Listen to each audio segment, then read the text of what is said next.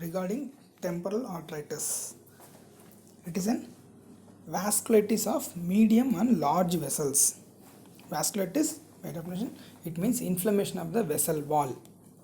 Okay, this disease, that is temporal arteritis, it's also called as giant cell arteritis, is a disease of medium and large arteries. The branches of the carotid, particularly the temporal artery, is commonly involved. Hence, the disease is named as temporal arteritis. But it can involve any medium to large vessels. Commonly involved are the aorta and other arteries. And this condition, temporal arteritis, is closely associated with polymyalgia rheumatica. Many of the patients who has temporal arteritis will also be having polymyalgia rheumatica.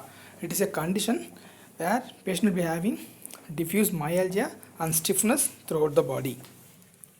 Even some say that both the disease are a spectrum of a single disease.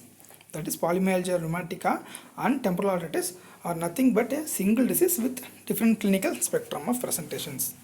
And this disease is commonly seen in elderly, that is above 50 years, and more common in females than males. HLA-DR4 is commonly associated with giant cell arteritis. Pathology, it is a systemic vasculitis, commonly involving the medium and large vessels, and the inflammation involves all the three layers of the vessel wall. Hence, this is called as panarteritis.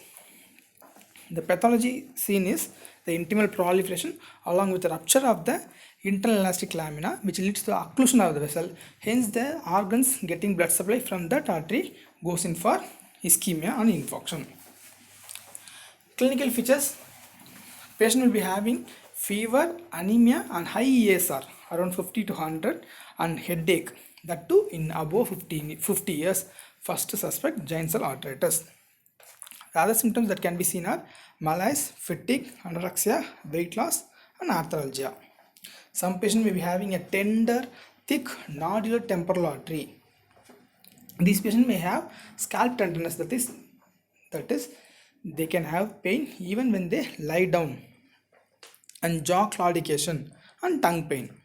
One of the dreaded complications of this disease is ischemic optic neuropathy, which can lead to blindness if not treated in a timely manner.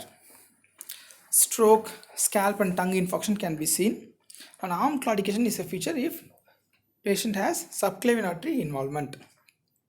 And peculiarly, these patients, that is patient having temporal arteritis, are at 18 times risk of developing aortic aneurysm and dissection, which can be a major cause for mortality in these patients. Coming to the investigation, as we said, patient will be typically having elevated AESR and a normocytic normochromic anemia, that is anemia of chronic inflammation. Biopsy of the temporal artery is confirmatory. Since the lesions are sparsely located, that is, the lesions will not be seen in a continuous manner, a 3 to 5 segment of the temporal artery is needed for biopsy. And UAG of the temporal artery can also be used to diagnose. One peculiar feature is, even after the starting of steroids, these lesions, that is the inflammation, persists.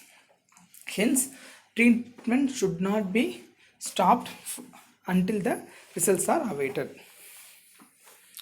Treatment: this condition is highly sensitive to steroids. Prednisolone at the dose of 40 to 60 mg for 1 month, followed by tapering, is warranted. If patient develops ocular symptoms, 1000 mg, that is 1 gram of methyl prednisolone for 3 days should be added. Most of the authorities recommended treatment for around 2 years. And ESR can be used as a tool for monitoring the response to glucocorticoid therapy. Aspirin is indicated if the patient develops cranial ischemic complications like stroke, and these are to be given in addition to steroids. And tocilizumab, that is an anti-interleukin 6, has been found to be useful in many patients. Side effects of these drugs are leukopenia, thrombocytopenia and hyperlipidemia, and intestinal perforation is a rare complication of tocilizumab. Remember, intestinal perforation, necrosis, we also see seen in sodium polyethylene sulfonate, which is used as a potassium binder.